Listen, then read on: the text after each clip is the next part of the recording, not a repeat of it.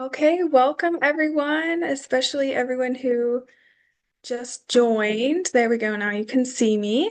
My name's Abby, and I'm a registered dietitian specializing in maternal care. We're really excited for today's presentation. So, just a little bit more about us. Mother Effect is a telehealth platform providing evidence-based nutrition care from registered dietitians for women from pre-pregnancy and for fertility throughout pregnancy, postpartum, and beyond. We specialize in high-risk nutrition intervention and care and work primarily with birthing people in resource-restricted communities. So if you have any questions at all about Mother of Facts, who we are, how we work with our patients and the care teams, I can drop my email address in the chat so you can reach out after the webinar. Before we get started, just a little bit of housekeeping. Please keep your microphones on mute the whole presentation. You're welcome to drop any questions at any time in the chat, and we'll save most of the Q&A for the end. So this webinar is part of our free educational series, and we'll be sharing about more details about upcoming sessions at the end. If you can't stay for the full session or would like to revisit today's content, recordings are available on our YouTube channel, and we will include that link as well in the chat. So that said, welcome to today's session. Our topic today is Nourishing Black Maternal Health, Nutrition, Stress, and Advocacy Across Pregnancy. We are excited to dive into this conversation and share practical, evidence-based guidelines you can actually use. So Erin will be our presenter today, and she is a registered dietitian whose life and work has taken her around the world, from the United Kingdom and South Korea to the South Pacific. She loves learning about how different cultures approach food and health, especially when it comes to nourishing mothers, babies, and mothers-to-be. So Erin, I'll turn it over to you. Thank you, Abby. Thanks for getting us started today. Welcome, everybody. Thank you for joining us. I'm a dietitian at Mother Effect as well. And today I'm really honored to be presenting in honor of Black Maternal Health Week, which we celebrated earlier this month. Today we'll be discussing some important elements of Black maternal health, including the impact of nutrition, the effects of chronic stress, and how to best practice self-advocacy as a patient. I want to start off by acknowledging the obvious. I myself am not Black, but I am not here to tell anyone what their experience is like. I am just here to acknowledge the differences we see, the research sees in different cultural and ethnic groups, and then to present on the research that empowers patients to make the best of their health, no matter what their circumstance or no matter what the social determinants of health are.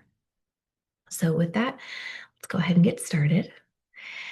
So today we're going to discuss why Black maternal health matters, and specifically why Black maternal health is different from maternal health for the general population. We'll also talk about the role of stress and how it affects things like hormones and inflammation that can impact pregnancy outcomes. We'll cover the positive impact of nutrition on pregnancy, reviewing key nutrients and daily habits that support health. And self-advocacy and patient empowerment are other important elements of navigating the healthcare system. We'll discuss practical ways to speak up during appointments, how to ask questions from a place of confidence, and how to access supportive prenatal care. And finally, we'll touch on the role of community and culture in keeping Black mothers healthy and well. So why does Black maternal health matter in the context of maternal health generally? We recognize Black maternal health specifically because there are major disparities in health outcomes for Black birthing people rather than for the other groups of people and ethnic groups and cultures. Morbidity and mortality, which are two terms that refer to death and disease rates, are much higher in Black pregnancies than in other groups. And why is this? We know now that this is not because there's some physical difference between Black people and people of other ethnicities. Higher morbidity and mortality rates are directly linked to systemic inequities in healthcare, or the differences in how healthcare is provided, monitored, and escalated in the face of an emergency. This higher morbidity and mortality is also linked to chronic stress, which research shows has an impact on our body's production of hormones, on inflammation, and on our vascular system, which affects our risk for heart disease. Additionally, reduced access to healthcare that is inclusive and supportive means that patients are less likely to seek care, which may lead to delayed diagnosis or treatments. Again, this reflects a problem with the system, not a problem with biology. We recognize that Black maternal health outcomes are shaped by history, environment, access to healthcare, and lived experiences. Health outcomes are directly linked to what we call, whoa, hello, bear with me, I clicked the wrong area. And we're done. No, just kidding. Okay, thank you everyone for your patience. Health outcomes are directly linked to what we call social determinants of health, or the lifestyle and environmental factors that can affect someone's experience of health. So check out this visual here showing some of the more typical social determinants of health. They include structural inequities, which refer to policies, laws, and even resource distribution in a particular geographic area. Access to care, which could include anything from how close the nearest hospital is to how easily a patient can get insurance. Implicit bias in healthcare, a patient's food environment, which could include how close the nearest grocery store is or what a family's grocery budget is, and socioeconomic and environmental stress, including food insecurities or not feeling safe in your neighborhood. All of these factors can affect any person, but we recognize that these social determinants of health disproportionately affect people of color. So let's dive into this a little deeper by talking about stress and the physical body. What does chronic stress do? So what's happening in the body when exposed to these stressors like discrimination or inadequate healthcare? We recognize that there is a cascade of effects of chronic stress, which can lead to hormone disruption and poor health outcomes down the line. So first of all is our nervous system. Chronic stress puts our body into fight or flight mode, using the stress hormone cortisol to activate our sympathetic nervous system to help us run from danger or fight against an attack. And stress and the expression of the stress hormone cortisol is useful in small doses, like when you're reacting to a traffic situation or if you are, pulling your child away from a dangerous animal. But when we live in that fight or flight mode, it demands a lot of energy and it makes it harder for us to return to the opposite state, which is rest and digest. Chronic stress and chronic cortisol production can interfere with insulin, which is the hormone that helps our body keep blood sugar levels within a normal range.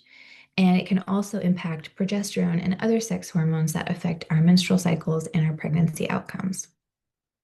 Chronic stress also keeps our body in a constant state of inflammation, which can affect our cardiovascular system, which affects our risk for heart disease, and within pregnancy could potentially harm placental blood flow.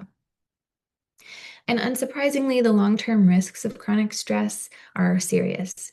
They include increased risk for gestational diabetes, hypertensive disorders like preeclampsia, preterm birth, and challenges with postpartum recovery, just to name a few. So stress is mental, emotional, physical. It's all interconnected. But let's talk a little bit more about the direct connection between the brain and the body. You may have heard about the gut-brain axis. So the gut, also known as the intestines, which is part of the digestive system, and the brain are constantly communicating through neural, hormonal, and immune pathways, meaning that changes in one system directly affect the other. Over time, stress can cause changes in the function of the gut, including reduced microbial diversity, increased intestinal permeability, sometimes called leaky gut, and altered digestion and motility. If you've ever been in a situation where you've been really scared or really nervous and you really need to go to the bathroom, you have experienced this. At the same time, the gut also plays an active role in regulating brain function. So the communication, like I said, goes both ways. It regulates the production of neurotransmitters like serotonin, which is a signaling molecule in the brain that influences mood and stress response. And the gut also interacts with the immune system to regulate inflammation, which can affect both mental and physical health. The gut-brain axis is still a relatively new area of study, so there's still a lot we don't know about the relationship between our brain and our digestive system. It's a fascinating subject and yet another example of how our mental, emotional, and physical selves are interconnected. So let's shift away from how stress affects us and let's talk more about what we can do in the face of that stress and how we can support new, resilience, and well-being. And one of the best ways to do that is through nutrition. So how can nutrition support good pregnancy outcomes and good health overall? Well, first of all, nutrition acts as a buffer against physiological stress by supporting blood sugar regulation or keeping our blood sugar levels within a normal range, which also helps keep the stress hormone cortisol in check. Next, inflammation modulation. Foods rich in antioxidants and omega-3 fatty acids can help reduce inflammation and support our body's inflammatory response to stressors. Nutrients like magnesium, protein, and healthy fats support our our nervous system regulation, particularly when we've had that fight or flight mode turned on for too long. And of course, nutrition is key to supporting fetal development during pregnancy, ensuring that we have the building blocks required to grow a healthy baby. Nutrition can't eliminate stress, unfortunately, but it can increase our physical resilience to it. Let's review some key nutrients that are critical to healthy pregnancy and to supporting resilience in the face of stress. Iron supports oxygen delivery and energy production, which is just as important for maternal health as it is for fetal development in pregnancy. When we don't have enough iron, we may feel very fatigued, which is a sign of strain on our body, or sign our body's under strain when we don't have enough iron to work for us. Vitamin D regulates the immune system and inflammation, and deficiency has been linked to adverse pregnancy outcomes. Calcium regulates muscle contraction and vascular tone, keeping our cardiovascular and circulatory systems healthy. And this plays a really important role in blood pressure regulation and thus reducing the risk for preeclampsia in pregnancy. And omega-3 fatty acids like DHA and EPA are anti-inflammatory and support the development of the fetal brain and nervous system. So how can we easily use nutrition in our day-to-day routines to support our resilience to stress? Well, we love the idea of building a balanced plate that is going to support you getting all of those nutrients that you need that we just talked about on the slide before. Building a balanced plate with the power trio gives our bodies what we need to respond to stress and keep our metabolism stable. With protein, fiber, and healthy fats, we slow the digestion and absorption of carbohydrates to prevent blood sugar spikes, which keeps us feeling full after meals, reduces inflammation, feeds our healthy gut bacteria, and stabilizes mood and emotion. All good things.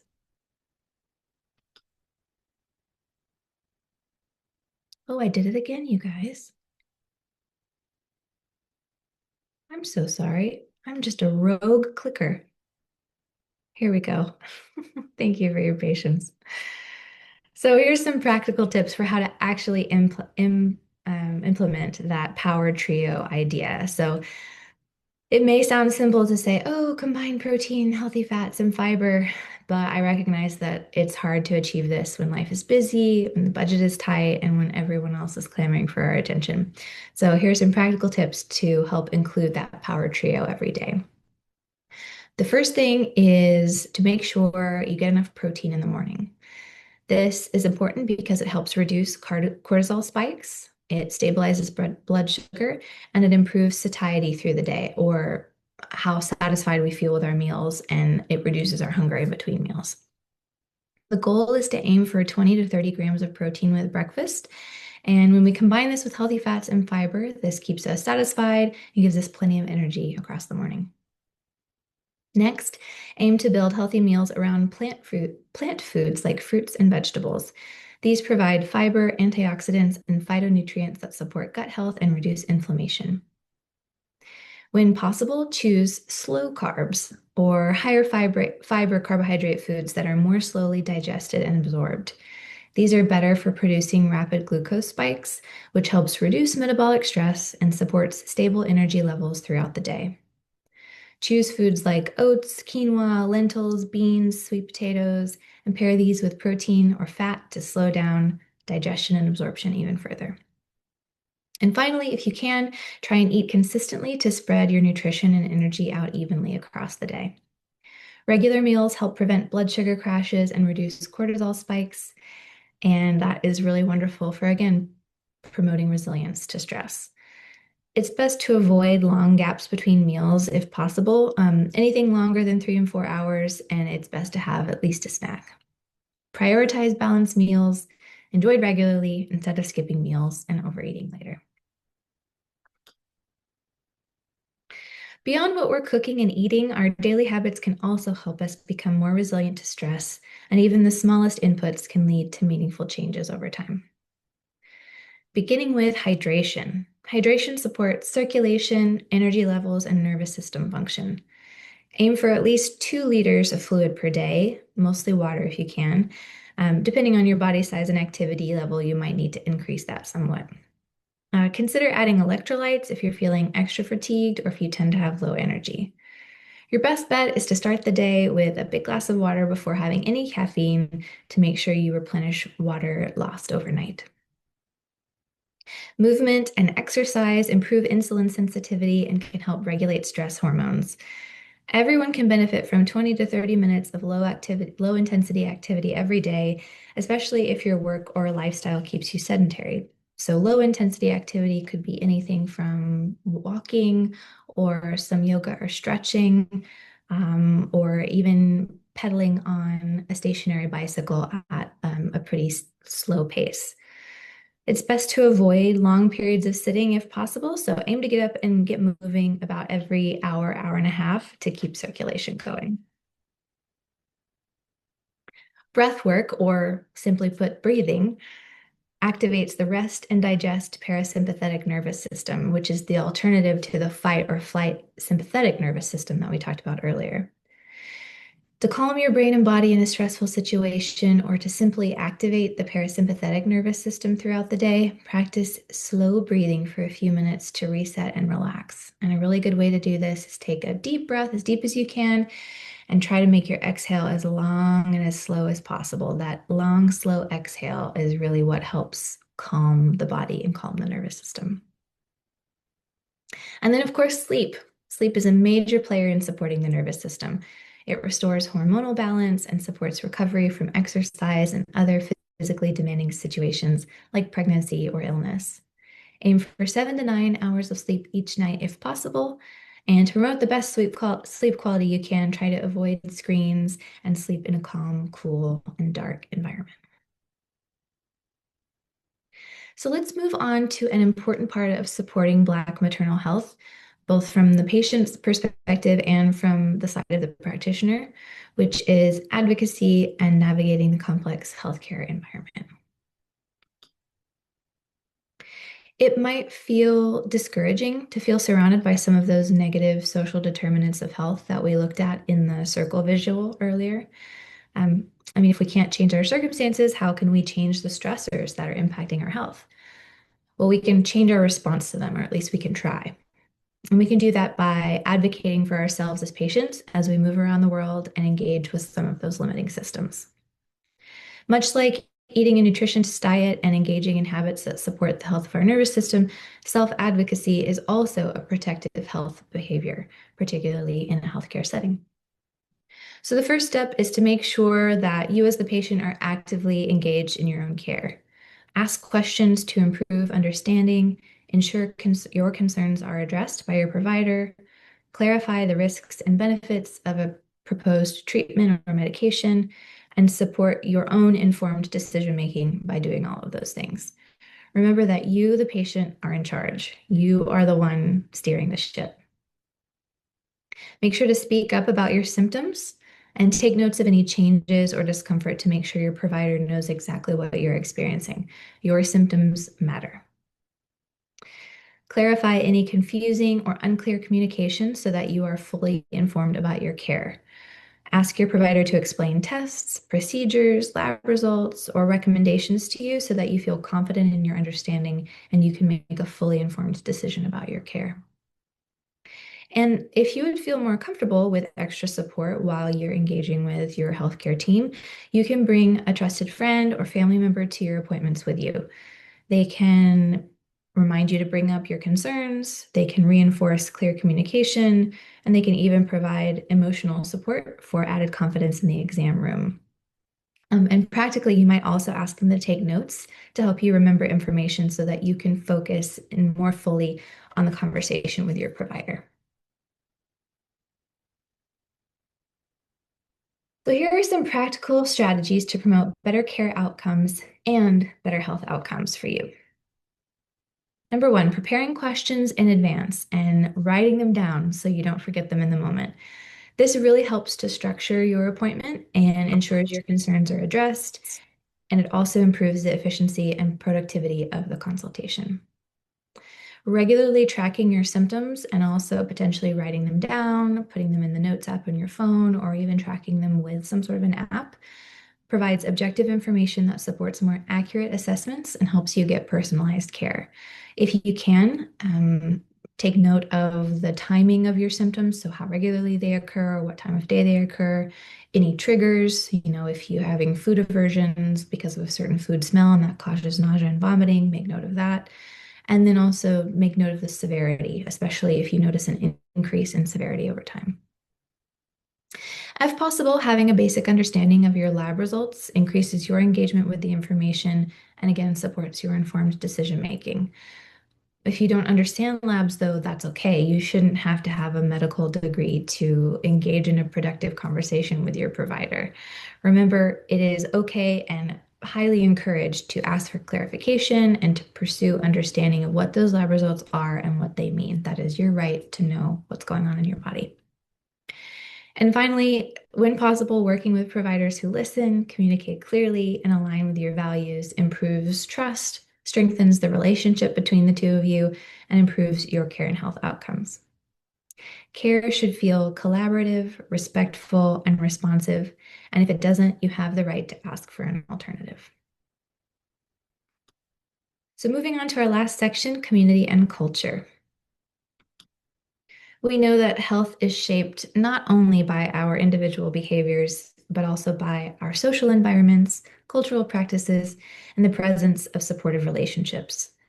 Community and culture play a central role in shaping both physical and emotional well-being. For example, cultural foods provide nourishment, of course, but they also have a social and emotional support role.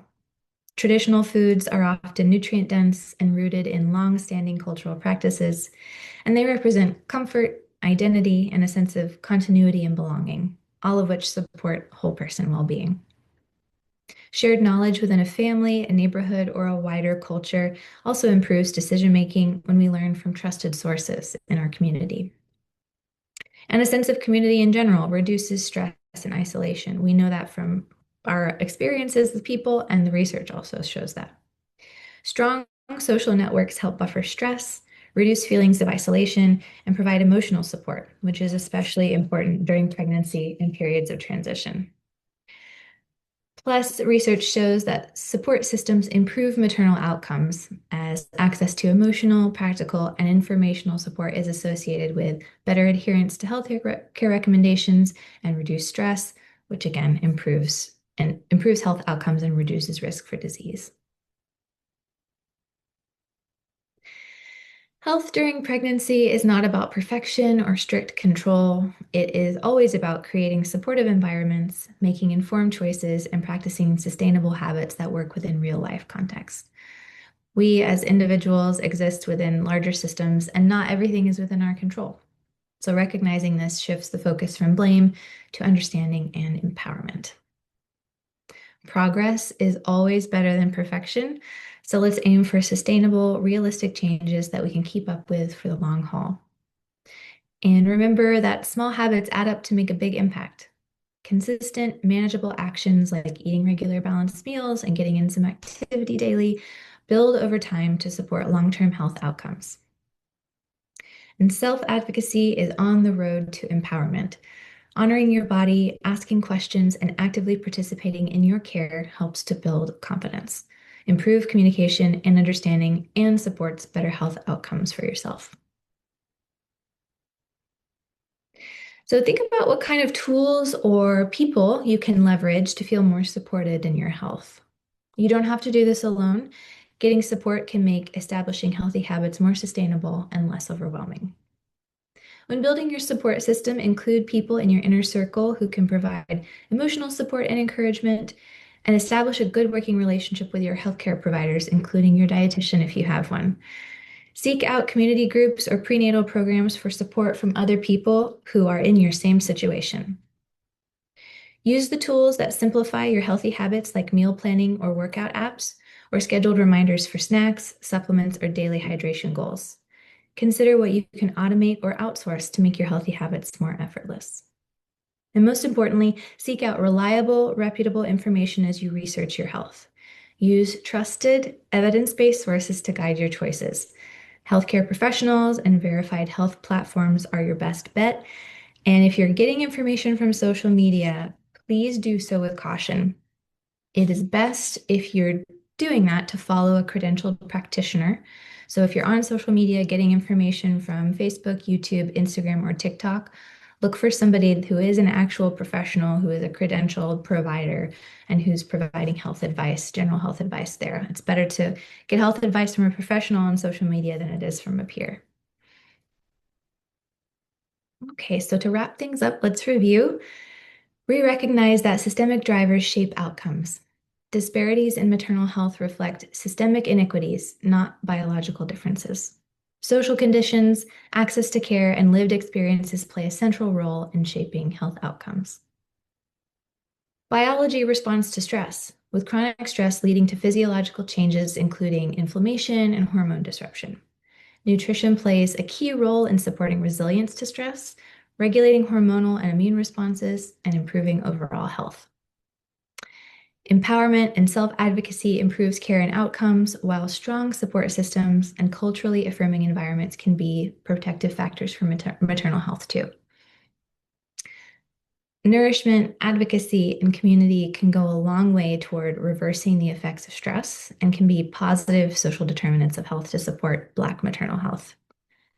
And we at Mother of Fact hope to be one of your many sources of support as you navigate the preconception and fertility, pregnancy, and postpartum stages of life. We thank you so much for your attention today and for your attendance. Now we will open up the floor for questions, so feel free to type those in the Zoom chat box or unmute yourself and put yourself on video and just hop in directly on the call. We'd love to hear from you. Thank you so much, Erin. That was wonderful. We've already got a couple of questions here. The first one that came in is, what are great anti-inflammatory foods that could help reduce stress on the body? Yeah, wonderful question. I'll chime in with a few, and then Abby, if you want to follow up with anything, please do. Anti-inflammatory foods are usually foods with a lot of antioxidants, because they work to kind of fight against the impact of inflammation in the body. So antioxidant-rich foods include dark leafy greens, berries, dark chocolate, a little bit of coffee and tea. Outside of pregnancy, research has shown that red wine can potentially have anti-inflammatory effects. And then I would also say, like a high quality olive oil has been shown to also be really rich in antioxidants, which would be anti-inflammatory. Did I miss anything, Abby? Yeah, all that is great. The more fruits and vegetables is the best, more antioxidants. I would say also you want to look at the kind of fats that you're eating in your diet. You want to focus on the foods that come from the omega-3s. Those are going to be the best kind of fats for you for anti-inflammatory, such as fish or chia seeds, things like that. And instead of like trying to reduce a little bit the ones that have the more saturated fats from animal products or fats that might be solid at room temperature. That's just another little snippet I would add in there. We got some other questions that are coming in. The first one that I'll mention is how do you suggest women who have limited access to nutritious foods follow these tips, especially if food is coming from food banks or pantries? Yeah, that is a wonderful question. Um, I think that um, and keeping things simple and giving yourself grace is a really wonderful way to, continue to try our best with nutrition advice, but also accept the realities and potential limitations of our situation. I would say if you are in a situation where you maybe aren't able to buy a lot of fresh produce or your choices are limited by necessity, the best thing you can do is the best thing you can do to reduce the impact of stress is to eat regularly. Regardless of what you're eating, regular meals, if possible, is one way to send signals of safety and to reduce the stress response in your body. So even if the food that you're eating regularly, 2 or 3 times a day, 3 or 4 times a day, if possible, is not of the highest quality or not the foods you would choose if you were selecting them for yourselves, still giving yourself regular inputs of energy and nutrition, regardless of what they are, is excellent for your body. Doesn't matter if it's, saltine crackers and peanut butter from the food bank. Doesn't matter if it's canned tuna from WIC. Allowing your body to have regular nutrition spread out across the day, whatever it is a great way to reduce your body's stress response. Beyond that, everything else is kind of gravy. If you can increase your intake of fruits and vegetables, if you can, like Abby said, be mindful of fat sources and, have maybe more fish and olive oil instead of other things, that's great. But think of those things as bonuses. Think of those things as the sprinkles on top of the cake. But eating regularly whenever possible and ensuring that you do have access to those resources like food stamps or food banks, that's wonderful. And you are doing enough and you are doing good things for yourself. So please know that. Perfect response. That is just perfect. Thank you so much. Another question we have that you kind of touched on a little bit in the presentation. Where can I find support groups that are dedicated to Black maternal health? Yeah, great question. I think definitely look in your area, especially if you live in a state or in a region where there are already groups like that, whether that's like outreach resources from churches or from historically Black colleges and universities, or whether that is a part of your county health department outreach.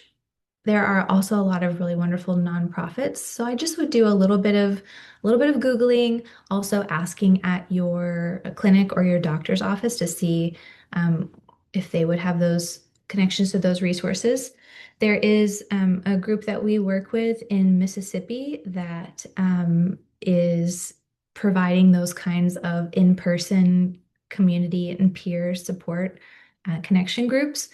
And the best way to get information about that is for patients to go to their clinic. So I would say do a little Googling, look at some nonprofits, but then also make sure to ask at your healthcare provider's office. Awesome. Shannon also added here in the chat, Facebook groups, churches, community centers, or libraries might have support groups.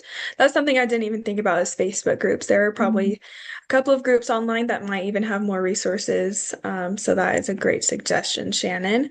Definitely. One more question I have is someone asked, is it true that if I have dark skin, I need more vitamin D? That's a great question. I think that if someone has more melanin, that doesn't mean that they can't absorb vitamin D and that they can't also get a sunburn just because their skin is dark. Um, Abby, I admit I actually don't know what the research says about melanin in skin and vitamin D needs. So I might have to get Oh, back to the question asker about this. that is, yeah, we can. I put my email in the chat, so if you have any other questions, definitely email me. I do believe that it doesn't mean that you need more vitamin D than anybody else, but it might mean that it is a little bit harder for you to absorb from the sun. Mhm. So just making sure that you get enough in your diet. I think a lot of people in general, no matter what your skin color is, vitamin D is a lot of people are deficient in vitamin D. It is hard to get enough from either diet or the sunlight, especially in the sun, or sorry, especially in the winter or in areas that might not get as much sun. So it is something to look at, making sure you're getting enough either in your prenatal vitamin or an additional supplement. It's also something that you can ask your provider about. They have ways that they can check your vitamin D levels in your blood. So you can ask your provider about that. And Shannon says, I always recommend to have your vitamin D levels checked annually and supplement as needed based on the levels. Exactly. That's a great idea, especially as if you are trying to prepare for pregnancy or if you are in your childbearing years, that will be very important. So awesome. One more question. How can I manage the effects of chronic stress if I can't change my life situation, like work, living situation, or living in a resource poor area, etc.? Yeah, great question. We did talk a little bit about this, about like we can't change the stressors, but we can change our response to stressors. And this can be really challenging because, a lot of us maybe have like patterns from growing up or just kind of quick responses to stress where it's like our body takes over and gets really stressed out and our heart rate increases and our breathing gets shallow and we can't control it. So I think over time, learning some strategies to manage your body's response to stress in the moment like that, when you get in a really stressful situation, deep breaths are really helpful. Prayer and meditation can be really helpful, but also doing those things in our diet and in our lifestyle to help our bodies be healthier and stronger and more resilient to stress is really helpful. So trying to get enough sleep, that it might be as simple as trying to go to bed 30 minutes earlier each night, or drinking enough water throughout the day, or eating more regularly throughout the day. Little things like that really can impact our response to stress. Because if we don't attend to those things, then those things are also stressors. So if we're not drinking enough water, that's a stressor that we're kind of doing to ourselves. If we're not sleeping enough, that's a stressor that we may not be doing to ourselves. Babies and other situations may be impacting that, but still, that's something within our control. If we're not eating regularly throughout the day because we just kind of don't think about it, then that's a stressor that we're kind of putting on ourselves. So if we can control the things that we have control over, that can reduce the stress that our body's carrying, and then it can help us respond to those situations like work, living situation, and neighborhood. Response. Thank you so much, Erin and Shannon, and everyone who participated and sent in questions.